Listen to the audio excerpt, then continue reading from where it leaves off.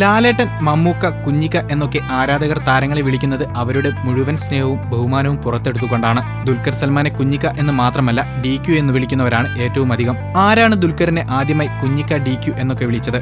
ചോദ്യത്തിന് ദുൽഖർ സൽമാൻ തന്നെ ഉത്തരം പറഞ്ഞു. ജോമോന്റെ സുവിശേഷങ്ങൾ എന്ന ചിത്രത്തിന്റെ പ്രചരണത്തിനായി ഗൾഫിലെത്തിയ ദുൽഖർ ഹിറ്റ് FM-ന് നൽകിയ അഭിമുഖത്തിൽ സംസാരിക്കുകയായിരുന്നു. കുഞ്ഞിക്ക എന്ന വിളിയെക്കുറിച്ച് ചോദിച്ചപ്പോൾ എങ്ങനെയാണ് ആ പേര് വന്നതെന്നും എപ്പോഴാണ് അങ്ങനെ ആളുകൾ വിളിക്കാൻ തുടങ്ങിയതെന്നും അറിയില്ല. ഏതായാലും ആ വിളി ഒരുപാട് സ്നേഹമുണ്ടെന്നറിയാം എന്നാണ് ദുൽഖർ സൽമാൻ പറഞ്ഞത്.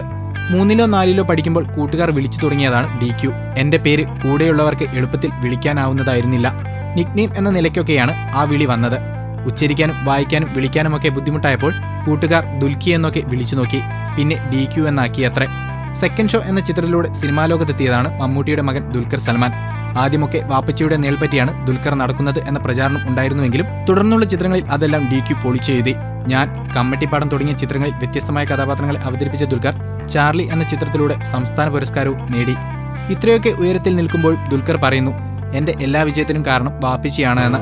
അദ്ദേഹം കാണിച്ച വഴികളിലൂടെയാണ് ഞാൻ നടന്നത്. അഭിനയ ജീവിതത്തിൽ മാത്രമല്ല, തന്റെ സൗന്ദര്യത്തിലും സ്റ്റൈലിലുമൊക്കെ വാപ്പച്ചിക്ക് പങ്കുണ്ട് എന്നാണ് ദുൽഖർ പറയുന്നത്. കൂടുതൽ ഗോസിപ്പുകൾക്കായി ഈ ചാനൽ സബ്സ്ക്രൈബ് ചെയ്യൂ. ഗോസിപ്പ് ബസാർ.